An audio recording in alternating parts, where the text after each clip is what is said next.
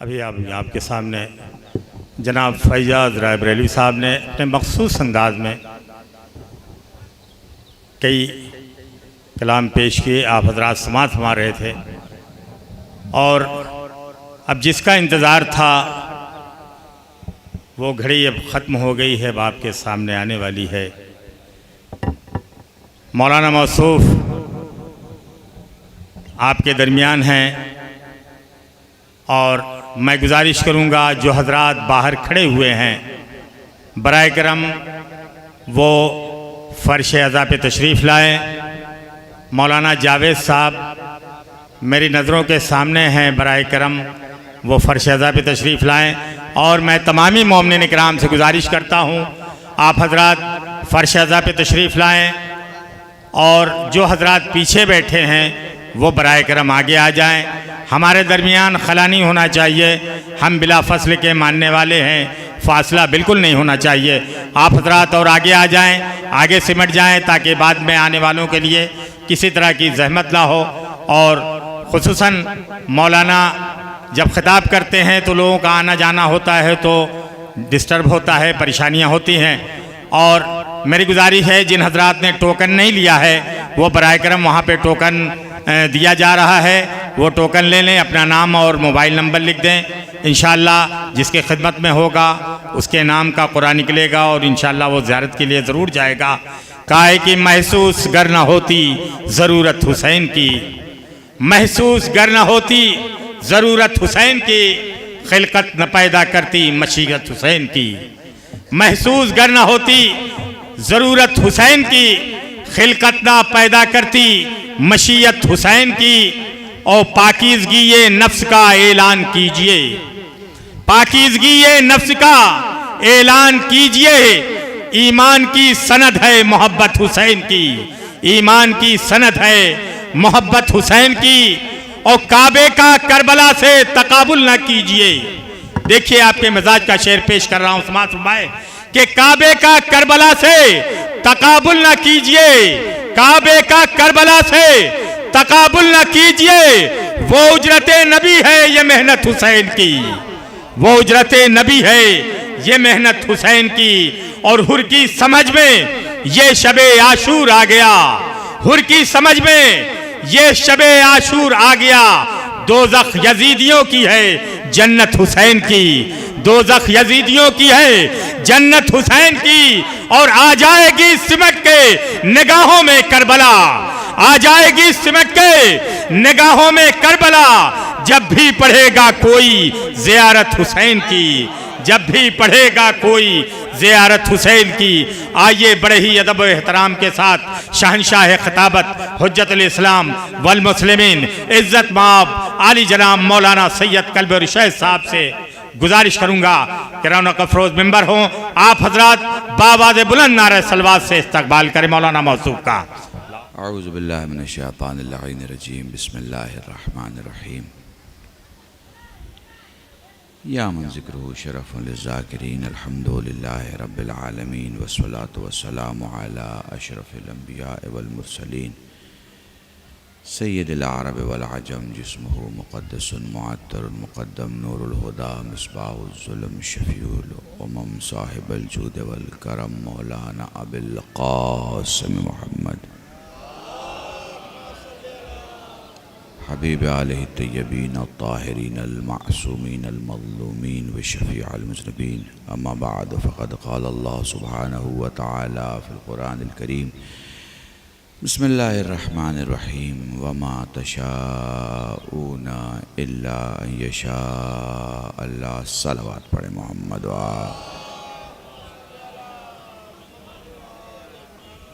भैया थोड़ा सा वॉल्यूम बढ़ा दो, बस हल्का सा वॉल्यूम बढ़ा दो ताकि मैं ज़रा सा बढ़ा दो, वॉल्यूम बढ़ा देना, बस हल्का सा बढ़ा दो, बस बस बस बस इतने में काफ़ी है मेरे लिए। आपको आवाज़ आ रही है? आखिरी आदमी को आवाज़ आ रही है? अच्छा, आप लोग बहुत थक गए हैं, अगर थके हैं तो 15-20 मिनट में उतर जाऊं, और थके नहीं हैं तो फिर वो 40-50 मिनट तक कोशिश की जाएगी। हाँ?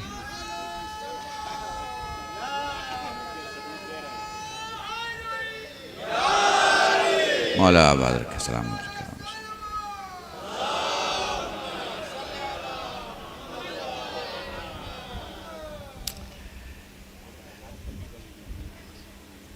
देखिए, ये मजलिस इमाम हुसैन, आपको पता है कि हमारा पूरा का पूरा मुआशरा जिस हौज़ कौसर से सैराब होता रहता है वो यही है, ठीक है। हमको जो कुछ मिलता है वो यहीं से मिलता है, चाहे वो किसी भी किस्म की कोई दौलत हो, हम कहाँ से हासिल करते हैं? यहीं से हासिल करते हैं।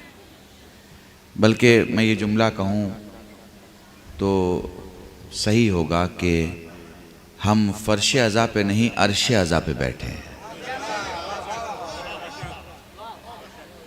क्योंकि यहाँ तक बिना सीढ़ी के कोई पहुँच ही नहीं सकता। बहुत सीढ़ियाँ चढ़ता है तब जाके अर्श अज़ा तक पहुँचता है।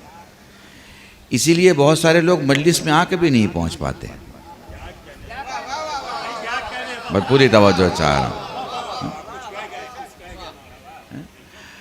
बहुत से लोग अपने गांव से बस में निकले, अंजुमन के साथ आए, मजलिस के शहर में पहुंच गए, मजलिस के मोहल्ले में पहुंच गए, मजलिस जहाँ हो रही वहाँ पहुंच गए,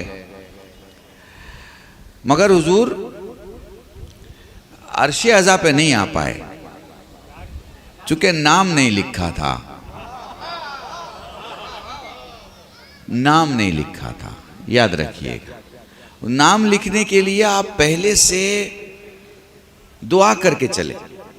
जिस नीयत के साथ जा रहे हैं, ए मेरी शहजादी मुझे आपके लाल के पुरसा देने वालों में शुमार करें, ये दुआ करके चले।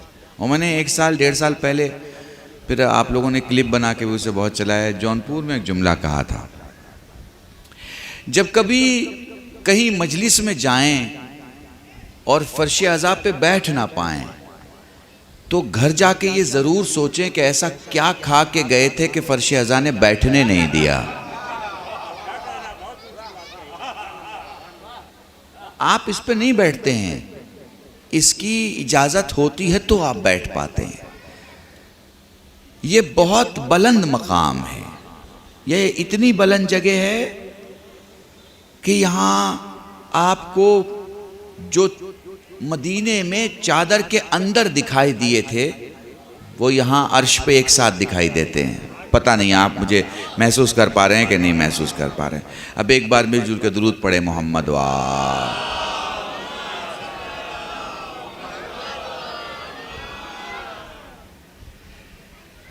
मैं आप जवानों के लिए ख़ास तौर से इस मौजू को इसलिए छेड़ रहा हूँ ताकि अक्ल, इल्म और हुसैन, मेरे ख़्याल से बहुत सिंपल सी लॉजिक होगी, सिंपल से हमारे मौलवियत के फार्मूलाज होंगे और बहुत सादी ज़बान में मैं आपको इन 50 मिनटों में समझाने की कोशिश करूँगा कि हमारी सोच क्या है। अक्ल, इल्म और हुसैन। देखिए,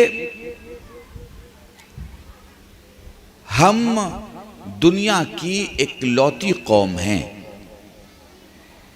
कि हम न जाहिल को मानते हैं न बेवकूफ़ को मानते हैं। मैंने दोनों लोअर कैटेगरी बयान कर दी आपके सामने। हम न जाहिल को मानते हैं और न बेवकूफ़ को मानते हैं।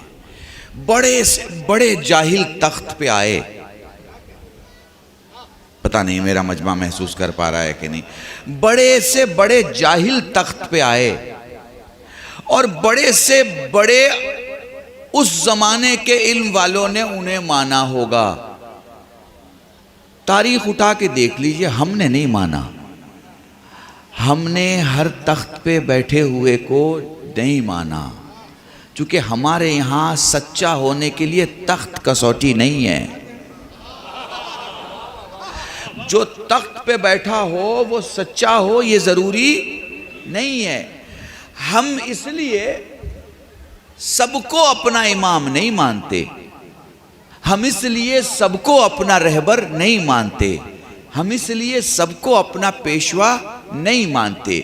हम इसलिए सबको अपना गुरु नहीं मानते, हम इसलिए सबको अपना मौला नहीं मानते, क्योंकि हमारे यहाँ कुछ उसूल है, कुछ कानून है। अरे हम वो कौम है जिसके मुर्दे मर के भी नहीं मरते। बड़े बड़े बड़े सादगी से पढ़ रहा हूँ। हम वो कौम है मेरे जवानों, बस जरा गौर करना, हम वो कौम है जिसके मुर्दे मर के भी नहीं मरते। हम वो कौम है जिसका कोई ज़माना इमामत से खाली नहीं होता। हम वो कौम है जहाँ कोई ऐसा अरसा नहीं कि सवाल तो पूछा जाए और जवाब देने वाला ना हो। हम वो कौम है कि कभी ऐसा नहीं हुआ कि ठोकर खा के हमने अपने वालियों वारिस को बुलाया हो और कोई मदद के लिए ना आया हो। तारीख गवाह है, हम वो कौम है जो कभी यतीम नहीं रही। हम वो कौम है जो कभी यतीम नहीं रही। क्यों? इसलिए कि हमें अलग अलग भेजने वाला भी हमारा इमाम। अब पता नहीं जिसकी तारीख पर निगाह होगी वो इस बात को समझेगा। हमें अलग अलग खुशबू विलायत फैलाने के लिए भेजने वाला भी हमारा इमाम, और हमें जमा करने वाला भी हमारा इमाम। अल्लाह अकबर। नहीं, मैं ज़रा सा गांव की ज़बान इस्तेमाल करूं ताकि आप और नज़दीक से समझ सके। किसी आदमी की ताकत कब समझ में आती है? जिसके बुलाने पर जितना बड़ा मजमा आए। आपने गौर नहीं किया, बड़े सादे अंदाज से कह रहा हूं। जिसके बुलाने पर जितना बड़ा मजमा आए वो उतना बड़ा आदमी माना जाता है। वापस कह रहा हूं, जिसके बुलाने पर जितना बड़ा मजमा आए, जिसके बुलाने पर जितना बड़ा मजमा आए वो उतना बड़ा आदमी माना जाता है। अगर तुम्हें देखना है कि अहले बैत कितने बड़े हैं तो अरबईन में हुसैन के बुलावे को देख लो।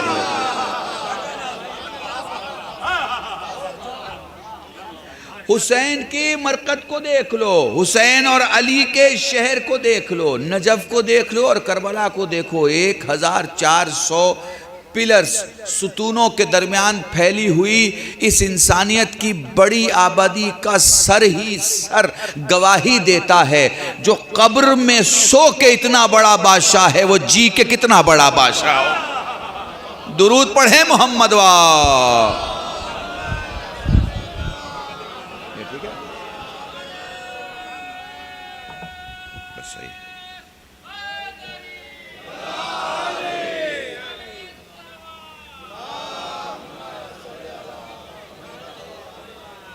मुझे यकीन है दूर तक फैला हुआ मेरा ये मजमा, मैं यकीन रखता हूँ ये सारे के सारे हुसैनी हैं, ये सारे के सारे मौलाई हैं, ये सारे के सारे अपने मौला को सुनने के लिए आए हैं।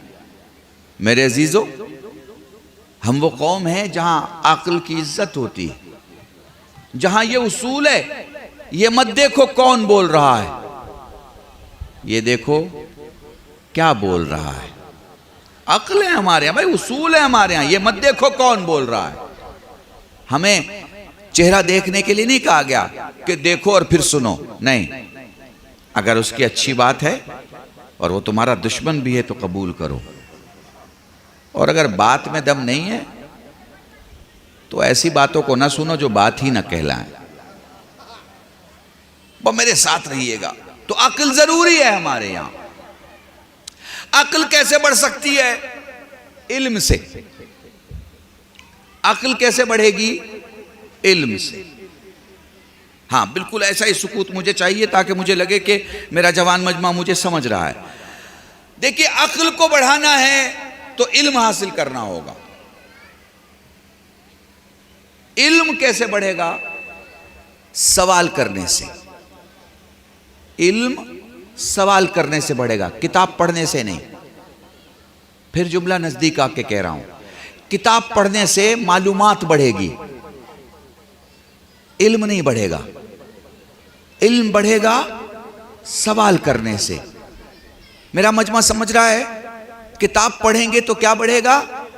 मालूमात, जर्नल नॉलेज। ये जो आपके IAS होते हैं, PCS होते हैं, IRS होते हैं, ये जो भारत सरकार में एग्जाम्स देते हैं, ये अपने इल्म का एग्जाम नहीं देते, ये अपने मालूमात का एग्जाम देते हैं। और इसीलिए 1 साल 2 साल 3 साल ये जर्नल नॉलेज में डूबे रहते हैं।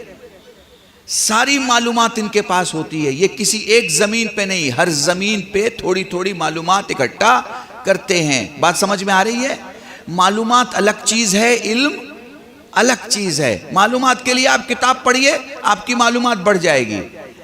इल्म के लिए सवाल करना पड़ेगा, इल्म के लिए सवाल करना पड़ेगा। सवाल करने के लिए जरूरी है कि आपके पास कोई हो जो जवाब दे।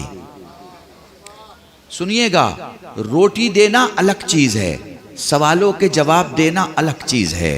पता नहीं मैं आपको समझा पा रहा कि नहीं। रोजी देना अलग चीज है, सवालों के जवाब देना अलग चीज है। नौकरी देना अलग चीज है, सवालों के जवाब देना। ये थोड़ा बढ़ा दिया है तुमने, इसको माइनस करो, हल्का कम करो, हल्का कम करो, हल्का और कम करो, हल्का सा कम करो। हाँ बस, अब मत, नहीं उधर का अलग सेट करो, क्योंकि ये फिर डिस्टर्ब हो जाएगी पूरी वॉइस। दुरूद पढ़े मोहम्मद वाल।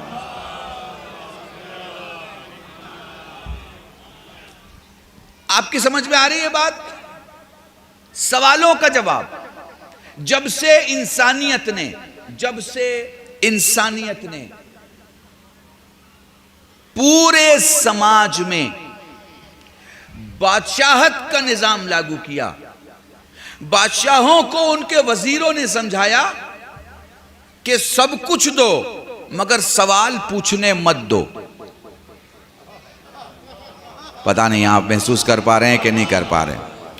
बादशाहों को उनके वजीरों ने समझाया सब कुछ दो मगर सवाल पूछने मत दो, क्योंकि दोगे तो तुम्हारी सखावत का नाम होगा, तुम्हें दाता समझा जाएगा, तुम्हें राजा समझा जाएगा। मगर अगर तुमने सवाल करने की इजाजत दे दी और पब्लिक ने तुमसे पूछना शुरू कर दिया, और अगर ऐसा हुआ कि किसी फकीर के सवाल का जवाब किसी बादशाह के पास ना हुआ, तो इतिहास में लिख लिया जाएगा कि पूछा तो था मगर जवाब ना था। पता नहीं आपका, पता नहीं मेरा मजमा। बड़े आराम से पढ़ रहा हूं और मैं गांव की जबान इस्तेमाल कर रहा हूं। पूछा तो गया था मगर जवाब ना था, और राजा के पास न था, यह हजम नहीं होता। बात समझ रहे हैं आप? राजा के पास सब चीज है और जवाब नहीं है, इसका मतलब कि कोई चीज है जो नहीं है। ये नहीं है को राजा बर्दाश्त नहीं कर सकता। तो मुशीरों ने, वजीरों ने कहा अगर सवाल पूछने दोगे तो तुम्हारी जो धौंस है, अब बात समझ रहे हैं आप, ये जो धौंस है ये खत्म हो जाएगी। इस धौंस को बरकरार रखने के लिए सवाल बंद करवा दो। तो बशरियत में जब से बादशाहत ने अपने पांव पसारे, तब से सवाल करने की ताकत को ही बशरियत से खींच लिया गया, छीन लिया गया, मार दिया गया, खत्म कर दिया गया। समझ रहे हैं आप? उस सेंस को ही खत्म कर दिया गया। कोई बात ना करे, बादशाह सलामत तशरीफ ला रहे हैं, सुना है ना आपने? बादशाह आ रहे हैं तो अब सब खड़े हो गए। बादशाह आ रहे हैं भाई, अब बादशाह आ रहे हैं तो कोई सवाल नहीं कर सकता, ठीक है ना? ये चाहे अरब का बादशाह हो, चाहे अजम का बादशाह हो, चाहे हिंद का बादशाह हो, चाहे फारस का हो, चाहे यूरोप का हो, या कहीं का बादशाह हो। अभी उसी जमाने को बदल दीजिए, बादशाहत अब मिनिस्ट्री में तब्दील हो चुकी है, बादशाहत अब हुकूमत में तब्दील हो चुकी है। तो आज का भी अगर किसी मुल्क का कोई बादशाह है तो वो कभी पसंद नहीं करेगा, हत्ता कि मीडिया कर्मी से पसंद नहीं करेगा कि सवाल पूछो, हिसाब देना पड़ेगा। सवाल पूछा जाएगा तो हिसाब देना पड़ेगा, हिसाब देना पड़ेगा तो बहुत सी बातें एंटी गवर्नमेंट चली जाएंगी। तो क्या है फॉर्मूला? क्या है धौंस बरकरार रखने का फॉर्मूला? क्या है बशरियत में? सवाल मत पूछो। सवाल पूछने से आम जबान इस्तेमाल करो, पोल खुल जाएगी, ठीक है? सवाल ही हटा दो ताकि जो जो बन के बैठे हैं वो बन के बैठे रहें। नहीं नहीं नहीं, बहुत बड़ा जुमला मैंने बोला। जो बन के बैठे हैं वो बन के बैठे रहें। इसके लिए जरूरी है कोई सवाल ना करे। सवाल करेगा धौंस खत्म हो जाएगी। बादशाह बन के बैठे हैं, बादशाह बन के बैठे हैं, बादशाहत की धौंस खत्म हो जाएगी। आलिम बन के बैठे हैं, इल्म की धौंस खत्म हो जाएगी। खलीफा बन के बैठे हैं, खिलाफत की धौंस खत्म हो जाएगी। समझ रहा है मेरा मजमा? रहबर बन के बैठे हैं, रहबरियत की धौंस खत्म हो जाएगी। इस धौंस को बरकरार रखना है तो सवाल से खुद को बचाओ, ठीक है? बशरियत के पूरे इतिहास में सबने कहा सवाल मत पूछो। बस इस जमीन पे एक शख्सियत थी, अली इब्न अबी तालिब।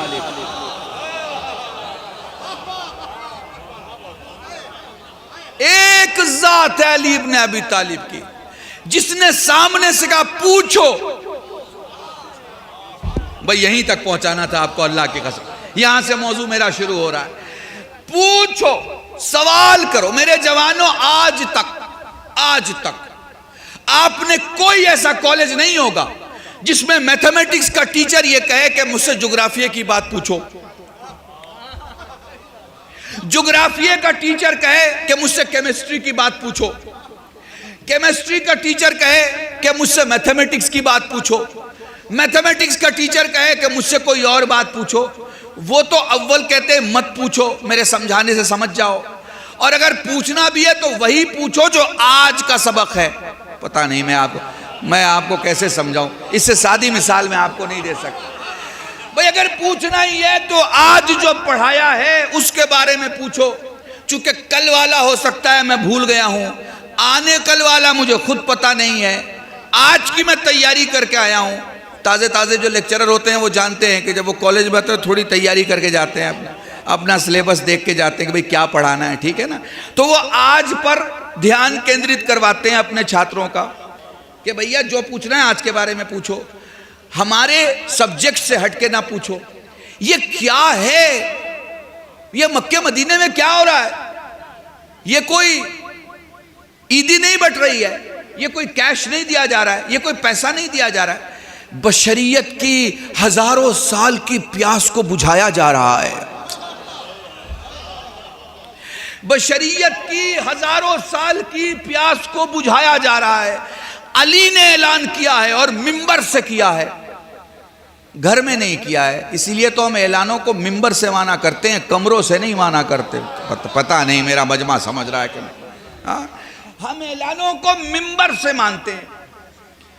मिंबर से ऐलान किया, मुझसे सवाल करो। ए मेरे मौला क्या पूछूं? कहा कल्बे रुशैद, मेरे इल्म से सवाल नहीं है कि मैं जो चाहूं वो पूछूं, तुम जो चाहो वो पूछो। तुम्हारे इल्म की बुनियाद क्या है? खुदा की कसम, खुदा की कसम, मेयार नहीं था लोगों का कि सवाल करते। मेयार सवाल से दिख जाता है। किसी के भी मेयार के बारे में आप जानना चाहें, उसके सवाल को देख ले, आपको समझ में आ जाएगा उसका मेयार क्या है। जवाब देने वाले का तो मेयार बाद में पता चलता है, सवाल करने वाले का पहले पता चल जाता है। तो सवाल करने वालों ने जो अली से सवाल किया, खुदा की कसम उन सारे सवालों को आप पढ़ लें, आपको दिखेगा मेयार नहीं। भैया ये माइक ज़रा वापस फिर प्रॉब्लम हो गई है, कहाँ चले गई है? इनको बुलाइए माइक वाले को, ये ठीक करे ज़रा। दुरूद पढ़े मोहम्मद व आले मोहम्मद पर।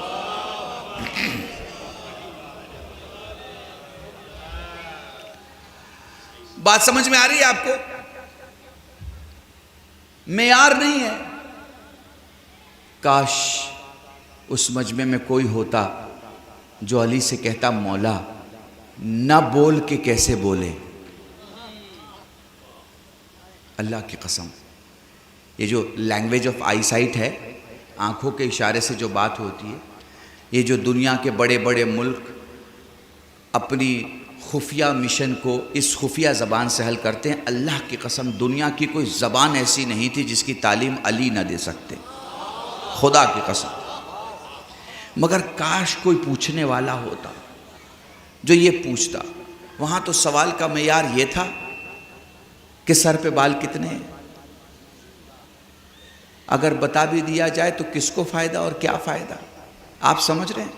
जो कौम अपना उस वक्त का फ़ायदा नहीं समझ सकती, वो दीन का फ़ायदा कैसे समझ सकती? पता नहीं मैं आपको समझा पा रहा या नहीं समझा पा रहा। काश उस वक्त कोई अली से सवाल करता, काश उस वक्त कोई अली से पूछता, मौला आसमानों के रास्ते बता दे, मौला ज़मीनों के तबकात का इरफान करा दे, मौला रास्तों में जाने का रास्ता दिखा दे।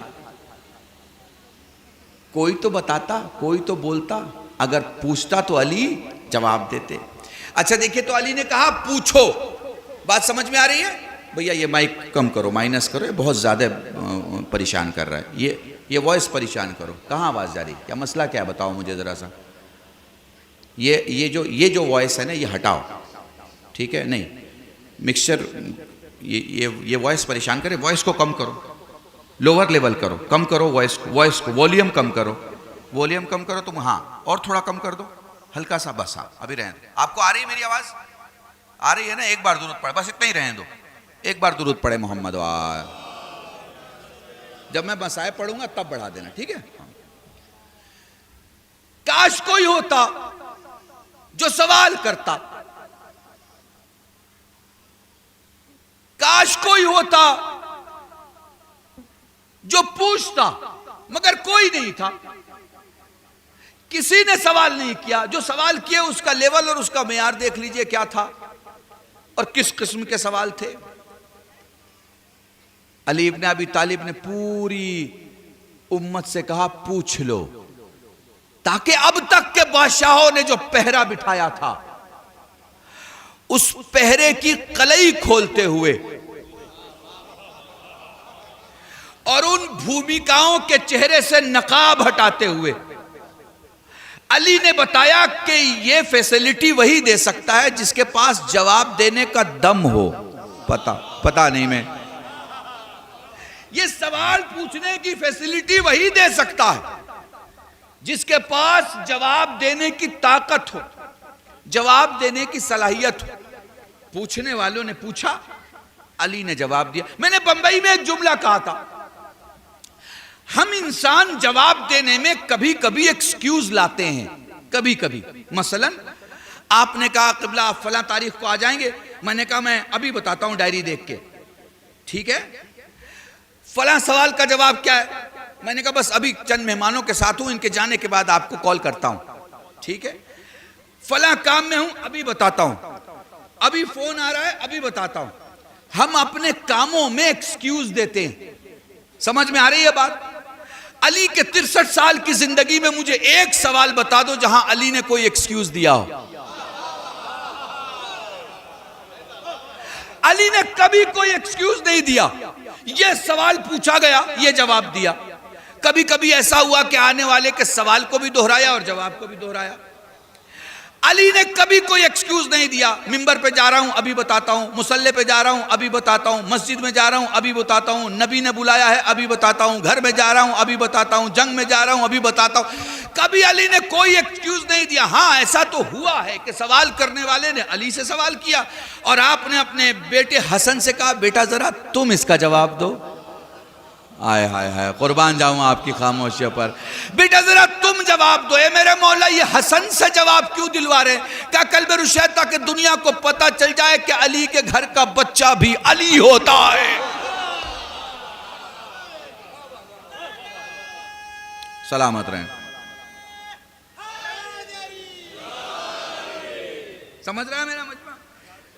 तो अब सबसे बड़ी चीज क्या हुई? सवाल पूछने की आजादी है। पूछो भाई, जिसको जो पूछना है पूछे। क्यों? इसलिए कि सवाल से इल्म बढ़ता है, सवाल करने से इल्म बढ़ता है। रसूल क्या फरमा चुके हैं? अना मदीनतुल इल्म वालियुन बाबुहा। इल्म होगा तब दरवाजा पहचानेंगे ना, इल्म नहीं होगा तो दरवाजा कैसे पहचानेंगे? शहर के किनारे घूमते रहेंगे, शहर के किनारे घूमने से शहर में थोड़ी दाखिला मिलता है हुजूर, दरवाजा मिलने से दाखिला मिलता है। पता नहीं, बड़ा सादा जुमला मैंने इस्तेमाल किया। शहर के इर्द गिर्द घूमने से शहर में दाखिला नहीं मिलता, दरवाजा मिले तो दाखिला मिलता है, ठीक है ना? तो क्या कह रहे हैं? इल्म बढ़ाओ। इल्म कैसे बढ़ेगा हुजूर? सवाल करने से। अच्छा, जब आप सवाल करते हैं और जब आपको जवाब मिलता है तो इल्म के साथ साथ अंदर एक कैफियत बढ़ती है। उस कैफियत का नाम है फिक्र बढ़ना। फिक्र, साहिब फिक्र हो जाते हैं आप में एक फिक्र आ जाती है।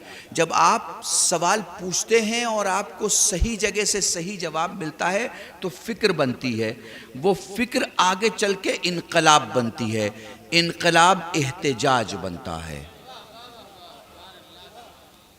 एक छोटी सी फिक्र इनकलाब को जन्म देती है, इनकलाब एहतिजाज को, और एहतिजाज हुकूमतों को बदल देती है, बादशाहों को गिरा देती है। इस ज़मीन पे दो चीज़ की इजाज़त नहीं थी, एक सवाल पूछने की इजाज़त नहीं थी, एक बादशाह के ख़िलाफ़ एहतजाज की इजाज़त नहीं थी। फिर दोहरा रहा हूँ, एक सवाल पूछने की इजाज़त नहीं थी, एक राजा के ख़िलाफ़ आवाज़ उठाने की इजाज़त नहीं थी। न कोई सवाल पूछे भरम ख़त्म हो जाएगा, न कोई राजा के ख़िलाफ़ एहतजाज करे सरकार ख़त्म हो जाएगी। कमाल है अहले बैत के घर का, बड़ा एहसान है इंसानियत पर। बाप ने सवाल पूछने का सलीका सिखाया, बेटी ज़ैनब ने बादशाह के दरबार में एहतजाज का सलीका सिखाया। यह एहतजाज का सलीका बशरियत में किसने सिखाया? ज़ैनब ने। एहतजाज करबला में खड़े होकर नहीं किया दोस्तों, एहतजाज शाम में जाके किया है। जहां से पॉलिसी चली थी ना, वहीं जाके पॉलिसी के खिलाफ बात की है। कुछ बात समझ में आ रही? कुछ समझ में आ रहा है? पॉलिसी के खिलाफ वहां जाके गुफ्तगू की है। जहां से पॉलिसी चली थी वहां जाके बताया हार गई। तुम्हारी जो पॉलिसी यहां से चली थी कि तुम मेरे भाई को कत्ल कर दो और जीत जाओगे, तो तुम हार गए, तुम खत्म हो गए। और ज़ैनब ने बादशाहत को कैदी होने की हालत में रौंदा है, समझिएगा। और यह हालत कब पैदा होती है? जब फिक्र बनती है। फिक्र कब बनती है हुजूर? जब सवाल पूछा जाए और सवाल का जवाब देने वाला कोई हो। तो अक्ल की जो प्रोटीन है, अक्ल का जो रिस्क है, वो क्या है? इल्म। इल्म बढ़ेगा तो अक्ल बढ़ेगी। इल्म जितना बढ़ता रहेगा अक्ल उतना बढ़ती रहेगी। माफ कीजिएगा, ये जो आपके यहाँ दर्जे हैं ना, दर्जे, ये दर्जे असल में आप कहते तो हैं ईमान के दर्जे हैं, है ना? 8वां दर्जा, 9वां दर्जा, 10वां दर्जा। और हुजूर ये ईमान क्या है आपको पता है? अक्ल है। पता नहीं मैं आपको समझा पा रहा हूं कि नहीं समझा पा रहा। अक्ल है। ये जो हुर के पास आखिरी क्षण में जो चीज आई थी ना, उसका नाम अक्ल था। क्योंकि अक्ल हो और अली के दरवाजे पे ना हो, समझ में नहीं आता। मैंने पूरी मजलिस पढ़ दी इस जुमले में, अल्लाह की कसम। अक्ल आ जाए और बंदा अली के दरवाजे पे ना आए, समझ में नहीं आता। अक्ल आ जाए और पंजतन के दरवाजे पे ना आए, समझ में नहीं आता। अक्ल आएगी तो वो दौड़ के वहां आएगा, जिसे मजहरल अजायब कहा जाता है। अक्ल। अच्छा, ये जो अक्ल है हुजूर, ये चंद चीजों से बढ़ती है और चंद चीजों से खत्म होती है। मसलन आप में बहुत ज्यादा घमंड है तो आप घमंड रखिए, अक्ल नहीं रहेगी। अगर घमंड है आप में तो घमंड अपने पास रखिए आप, फिर घमंड रह जाएगी, अक्ल नहीं रहेगी। क्योंकि यह मुमकिन नहीं है कि अक्ल हो और घमंड हो, यह भी मुमकिन नहीं है कि घमंड हो और अक्ल हो। एक आएगा तो दूसरा चला जाएगा, समझ लीजिएगा आप। अब अगर किसी घमंडी आदमी को समाज में आप देखें तो कितना घमंड है ये तो मुझे नहीं मालूम, पर अक्ल बिल्कुल नहीं है ये मुझे मालूम है। ये क्लियर समझ लीजिए मामला। अगर घमंड आएगा तो अक्ल चली जाएगी, अक्ल आएगी तो घमंड चला जाएगा। तो किसी भी प्राउडी आदमी को देख लीजिए, आप समझ लीजिए कि उसके पास अक्ल नाम की कोई चीज नहीं है। शहवत आई, अक्ल चली जाएगी। अनानियत आई, अक्ल चली जाएगी। ये एक बीमारी होती है हमारे यहां, चौधरी होने की बीमारी। आम जबान में इसे समझाऊं, बहुत सख्त लफ्ज नहीं इस्तेमाल करूं। ये बीमारी अगर आ गई, अक्ल चली जाएगी। अक्ल वहीं रहेगी जहां इनकिसारी रहेगी। अक्ल वहीं रहेगी जहां मैं क्या हूं ये समझने का जज्बा नहीं, सामने वाला क्या है ये समझने का जज्बा होगा। पता नहीं मैं आपको समझा पा रहा हूं क्या? ये अक्ल इन जगहों पे रहती है। मगर एक चीज है जो अक्ल एक्सेप्ट नहीं करती, उसका नाम है इश्क। ये दो बड़ी चीजें हैं, ये दोनों छोटी चीज नहीं है। एक का नाम है अक्ल और दूसरे का नाम है इश्क। अक्ल इश्क को नहीं समझता, जैसे इश्क आता है अक्ल अपना रास्ता किनारे कर लेती है। इश्क भी अक्ल को कोई वैल्यू नहीं देता, और जैसे ही अक्ल अपनी जबान खोलता है इश्क कहता है बस खामोश हो जाओ। समझिएगा, अब ये मैं असल इश्क की बात कर रहा हूं, मैं आम जबान में गली चौराहों और नुक्कड़ों की मोहब्बत की बात नहीं कर रहा। मैं बात कर रहा हूं इश्क की। दोनों बहुत अजीम है और दोनों ने जब से जन्म लिया है तब से कभी एक जगह जमा नहीं हुए। दोनों अपनी अपनी दुनिया के बादशाह हैं।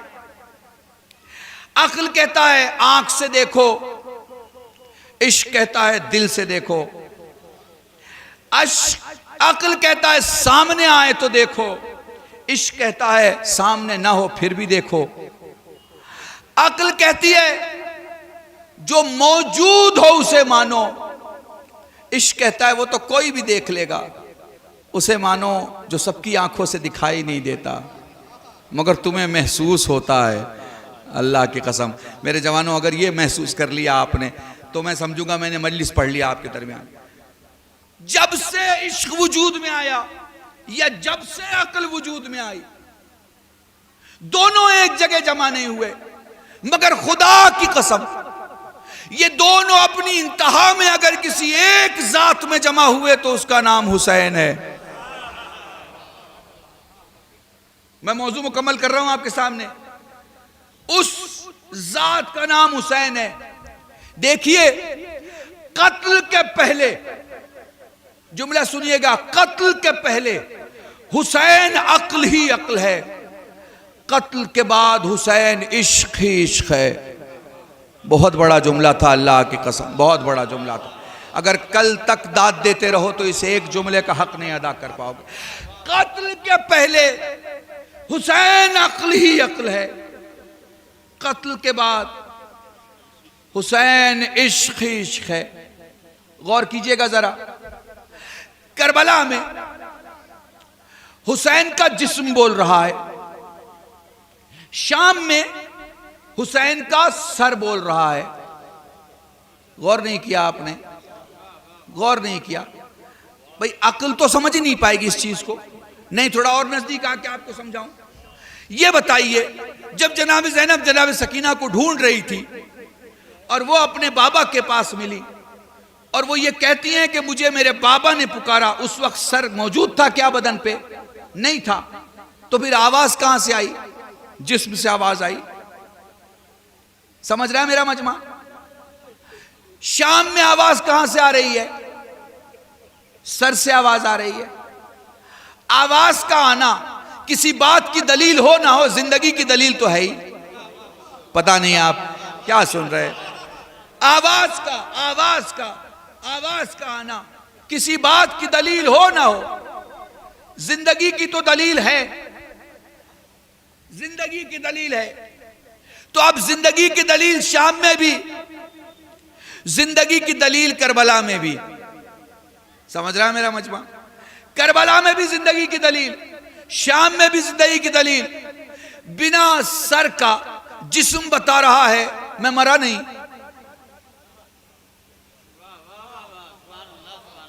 बिना जिस्म का सर बता रहा है मैं कटा नहीं। पता नहीं मैं क्या समझा रहा हूं आपको।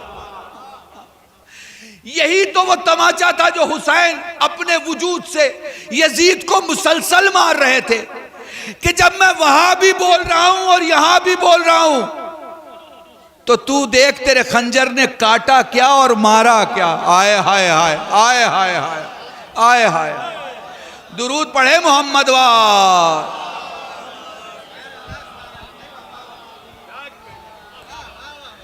हजारों की फौज जिस काम के लिए लगाई कि हुसैन को दबा ले, हुसैन को डरा ले, हुसैन को झुका ले, हुसैन की गर्दन काट ले। लाशा करबला में बोल रहा है, सर शाम में बोल रहा है। ये बोलना बता रहा है कि यजीद तू और तेरी फौज ने जिसे मार डालने की कोशिश की वो करबला में भी जिंदा है और शाम में भी जिंदा है। वो करबला में भी जिंदा है और शाम में भी जिंदा है। हुजूर जरा आगे चले। कल एक जुमला कानपुर में मैंने पढ़ा, जब कोई बादशाह चाहता है कि किसी में डर बैठ जाए और डर उसमें अगर बैठ जाता है फिर वो बात नहीं कर पाता, बोल नहीं पाता, वो घबराता है, वो परेशान होता है, उसकी जबान में लुकनत आती है, वो भूलने लगता है, कहना कुछ कहता कुछ और है।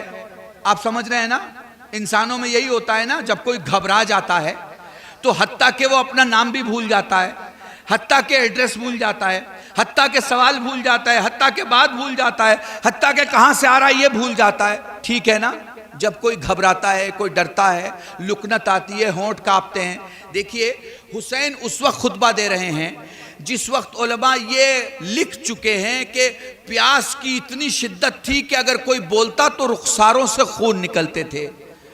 उस वक्त जब दो लफ्ज कोई बोल ना पाए, हुसैन एक तवील फसीह बली खुतबा दे रहे हैं। पता है हुसैन यजीद से क्या कह रहे हैं? करबला में अपनी जमीन पे खड़े होके, करबला में अपनी जमीन पे,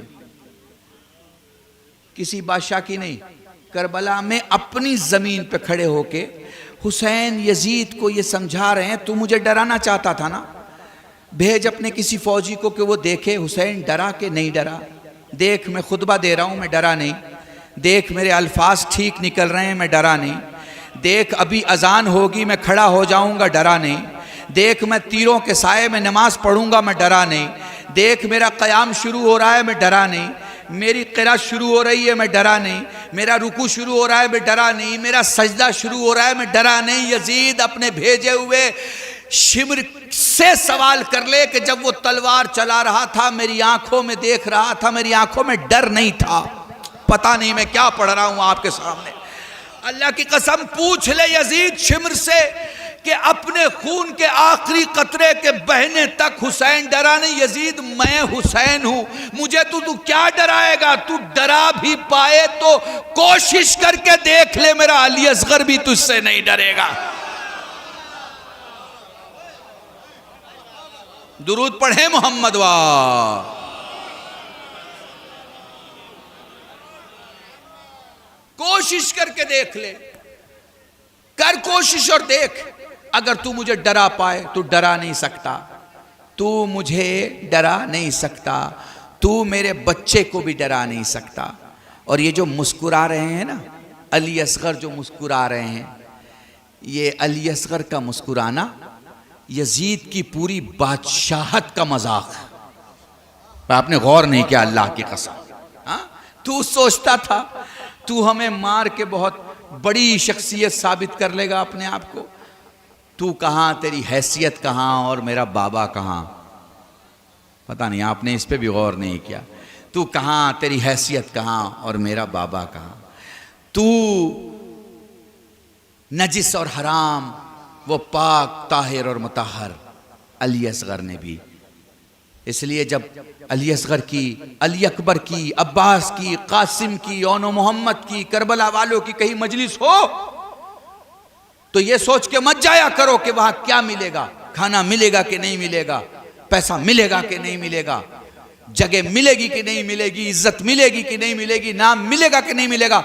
बुलाने वाला बस एक वसीला है, बुलाने वाला बस एक वसीला है। ये बुलावा किसी बंदे का नहीं, आपके इमाम वक्त का होता है। जब मजलिस में जाया करो तो बानी मजलिस को सोच के मत जाया करो। अगर खुश भी कर दिया बानी मजलिस को, क्या दे देगा बानी मजलिस? क्या दे देगा आपको? 1 घंटे में, 1.5 घंटे में, 2 घंटे में बानी मजलिस आपको कुछ नहीं दे सकता। मगर जो बानी अज़ा है ज़ैनब, वो आपके दामन को भर देगी। जो अहले बैत के घर के वादों की जिम्मेदार है, वो आपको नेमतों से भर देगी। इसलिए जब कहीं मजलिस में जाएं, वक्त पे जाएं। देखिए, इस मजलिस का वक्त आपको पता है 11 बजे था, और शायद किसी अंजुमन के आने में देर हुई, उसकी वजह से मुझे भी लेट हो गया, क्योंकि मुझे बनारस से जहाज़ पकड़नी है दिल्ली के लिए। जब भी कहीं मजलिस का प्रोग्राम हो, आप शख्सियतें ना देखें कौन पढ़ने आ रहा है, आप ये ना देखें किसका पोस्टर है, किस खानवादे ने बुलाया है, नहीं, आप उन बेचैनियों को देखें जो मजलिस बर्पा करने वाले मजलिस बर्पा करते टाइम बेचैन होते हैं कि अगर मजमा नहीं आया तो क्या होगा, अगर लोग नहीं आए तो क्या होगा, अगर नौहे खान नहीं आया तो क्या होगा, अगर अंजुमन कहीं फंस गई तो क्या होगा। याद रखिएगा, उसके एक एक लम्हे इंतज़ार और उसके एक एक फीलिंग का जवाब हम सबको देना होता है। हम सब एक दूसरे के जिम्मेदार हैं। आप मुझे बुलाएं या मैं आपको बुलाऊं, बात आपके समझ में आ रही है। इसलिए मजलिस में जब जाना हो, आपको पता है ये मजलिसें उन छोटे छोटे इलाकों में जहां हमारी आबादी कम है, 2 घर 3 घर 4 घर 5 घर, वहां अगर कोई मजलिस कामयाब हो रही है तो वो इस वजह से हो रही है कि बाजू की बस्ती के मोमिनीन जिम्मेदार हैं। वो महसूस करते हैं इस बात को कि हमारा मजमा वहां पहुंचना चाहिए, हमारे लोग वहां पहुंचना चाहिए। इसलिए किसी भी ऐसी बस्ती में जब मजलिस हो जहां आपकी तादाद कम हो और किसी दूसरे बस्ती में तादाद ज्यादा हो, फौरन पहुंचे ताकि मजमा आपके तबरुकात की रौनक बढ़ा दे। आपने गौर नहीं किया मैं क्या कह रहा हूं आपके सामने। ताकि जब अलम उठे तो हजारों जवानों के साथ उठे, ताकि जब ताबूत उठे तो हजारों कांधों के साथ उठे, ताकि जब हुसैन के तबरुकात को पेश किया जाए तो वो हजारों मजमे के साथ पेश किया जाए, ताकि हम कह सके मौला कल तू मुसाफिर था, आज तू मुसाफिर नहीं है। मौला कल तेरे पास लोग नहीं थे करबला में, आज तेरे पास हजारों और लाखों का मजमा है। हाँ मेरे दोस्तों, मुझे पता है आप रोने के लिए बेचैन हैं, बस 2-4 जुमले मसाइब के मुझसे सुन लें। करबला दरसगाह है, इत्तिहाद की दरसगाह। देखिए वहब कल्बी कौन थे? क्रिश्चियन थे। इमाम हुसैन को सुना, इस्लाम लाए और फिर करबला में शहीद हुए। आप देखिए कास्ट, कलर, जनाबे जॉन को देखिए, क्रीड, कल्चर, सबको एक जगह अगर किसी ने जमा किया तो उसका नाम हुसैन है। सबको जमा कर लिया, रंग, नस्ल, मजहब, अकायद, सबको अलग अलग, सबको एक जगह जमा कर लिया। ये सब जितने अंबिया है ना, जितने अंबिया हैं उन्होंने जितनों को जमा किया वो सब एक तरफ और हुसैन के जमा किए हुए एक तरफ। अब पता नहीं, मुझे एक मजलिस पढ़नी पड़ेगी इस फलसफे को समझाने में। जितने अंबिया ने जितने जमा किए वो सब एक तरफ और हुसैन ने जितने जमा किए सब एक तरफ। इसीलिए तो फरमाया है, खुलेआम का है, जो मुझे मिले वो ना मेरे नाना को मिले, ना मेरे बाबा को मिले, ना मेरे भाई को मिले। कौन मिले? चूंकि हुसैन को करबला में सिर्फ जुहैर नहीं मिल रहे थे, जुहैर की सूरत में हुसैन मिल रहा था। हुसैन को करबला में सारे हुसैन मिले और इन्हीं हुसैन की हुसैनियत को हुसैन ने बरकरार रखा, संभाल के रखा। ये सारे हुसैन के इर्द गिर्द सारे हुसैन थे, ये सारे हुसैन के सबब हुसैन थे। समझ रहे हैं आप मेरी बात को? हुसैन के सबब हुसैन थे। इसीलिए जख्म खाने में कोई घबरा नहीं रहा था। हुसैन इंसानियत का इस जमीन पर इकलौता शहीद है। जैसे जैसे जख्म बढ़ता गया हुसैन का चेहरा हसीन होता चला गया। अब इस जुमले को ज़रा नज़दीक से महसूस करना। शिम्र खुद कह रहा है कि मैंने हुसैन को जितनी भी तकलीफ़ें दी, मैंने हुसैन पे जितने भी ज़ख्म लगाए, मैंने खुद देखा हुसैन का चेहरा चमकता जा रहा था, हुसैन का चेहरा और हसीन होता जा रहा था। पता है क्यों? इसलिए कि हुसैन को मालूम था ये ज़ख्म हुसैन किस लिए खा रहे हैं, हुसैन को मालूम था ये ज़ख्म हुसैन किसके लिए खा रहे हैं। ये जो खुदा की मोहब्बत, ये जो खुदा का इश्क हुसैन में था, ये उस इंतहा पे था जिसे बस खुदा समझ सकता था और कोई नहीं समझ सकता था। इसलिए हुसैन की गर्दन कटी, मगर ज़िंदगी के असबाब ख़त्म नहीं हुए। हुसैन गर्दन के साथ भी बोल रहे थे और गर्दन कटने के बाद भी बोल रहे थे। ये अक्ल था जो कुर्बानी दे रहा था, ये इश्क था जो कुर्बानी के बाद बोल रहा था। खुदा की कसम कितने प्यासे थे हुसैन, अंदाज़ नहीं लगा पाएंगे आप। मगर हाँ, मैं चंद रिवायतें आपको आराम आराम से सुनाता हूँ। सैयदा आलमियान ने वसीयत की, ए अली जब वक्त मिले तो मेरी कब्र पे ज़रूर आना। ए अली जब मेरी कब्र पे आओ तो यासीन ज़रूर पढ़ना। एक दिन अली सैयदा की कब्र पे यासीन पढ़ रहे थे कि कब्र से आवाज़ आई, अली जल्दी से उठ के घर जाओ, मेरे हुसैन को प्यास लगी है। देखो मेरे दोस्तों, मेरे जवानों, जब हुसैन पर रोया करो ना तो अपनों की तरह रोया करो, हमसाए की तरह, पड़ोस की तरह, गली वालों की तरह ना रोया करो। बावाज़े बुलंद रोया करो, चिल्ला के रोया करो। आंसू नहीं निकल रहा, आवाज़ तो निकल रही है ना। आंसू नहीं निकल रहा, कोई बात नहीं, आवाज़ तो निकल रही है ना।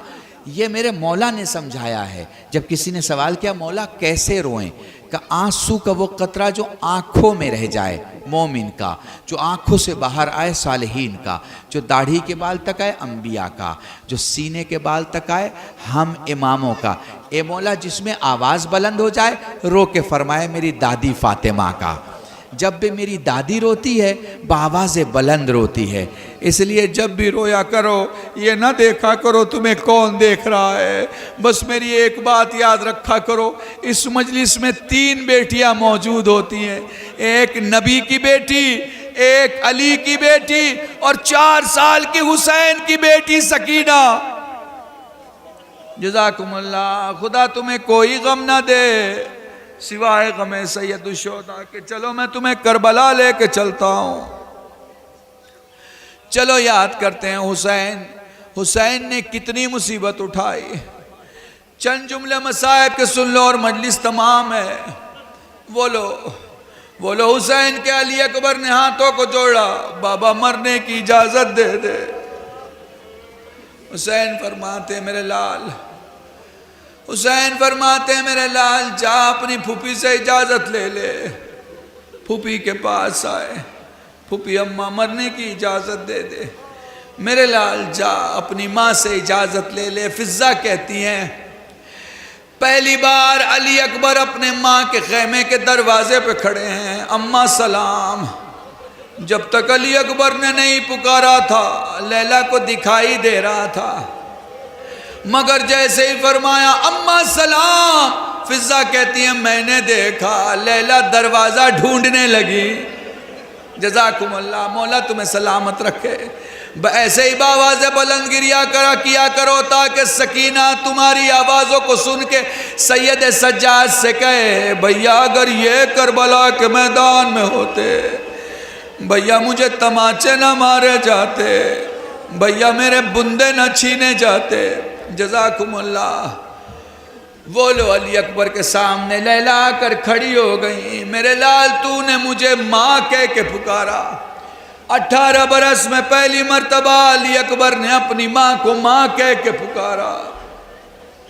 अपने हाथों से अली अकबर का चेहरा छुआ, अली अकबर के सर पे अपने हाथ फेरे। मेरे लाल तेरी माँ बहुत खुश है। मेरे लाल मांग, आज तेरी माँ कुछ तुझे देना चाहती है। लैला बहुत खुश है, कहती मेरे लाल आज मैं खुश हूँ, तूने मुझे माँ कह के पुकारा, मांग क्या मांगता है। अली अकबर ने हाथों को जोड़ा, अम्मा मरने की इजाज़त दे दे। मेरे लाल मांगा भी तो मौत की इजाज़त मांगी। जज़ाकुमुल्लाह जज़ाकुमुल्लाह। पर मेरे लाल अली अकबर जा हुसैन पर तुझको कुर्बान किया। बोलो ज़ैनब आई, मुझे नहीं मालूम ज़ैनब और लैला के दरमियान क्या बात हुई, मगर हाँ इतना मालूम है लैला फरमाती हैं शहजादी अकबर को तैयार करने में मेरा हिस्सा भी रख लेना। बोलो फूफी और माँ ने मिलकर अली अकबर को तैयार किया। हुसैन का गजर हुआ, ए मेरी माँ जाई अमामा मैं पिनाऊंगा। हुसैन ने अमामा पिनाया। लैला ने अपनी ख्वाहिश बयान की, मेरे मालिको मुख्तार मैंने अली अकबर को कभी घोड़े पे बैठते नहीं देखा, मेरी माओ बहनों को ये जुमला दिया कर रहा हूं, अली अकबर के घोड़े अकाब को खैमों के तनाबों के करीब लाया गया। अली अकबर घोड़े पे सवार हुए। अकबर धीरे धीरे चले, हुसैन धीरे धीरे चले। अकबर का घोड़ा तेज दौड़ा, हुसैन तेज दौड़े। अकबर का घोड़ा तेजी से दौड़ने लगा, हुसैन तेज तेज दौड़े। चादर संभाले एक बीबी अकबर के आगे आई, मेरे लाल क्या कर रहा है? हुसैन तेरे पीछे दौड़ रहा है।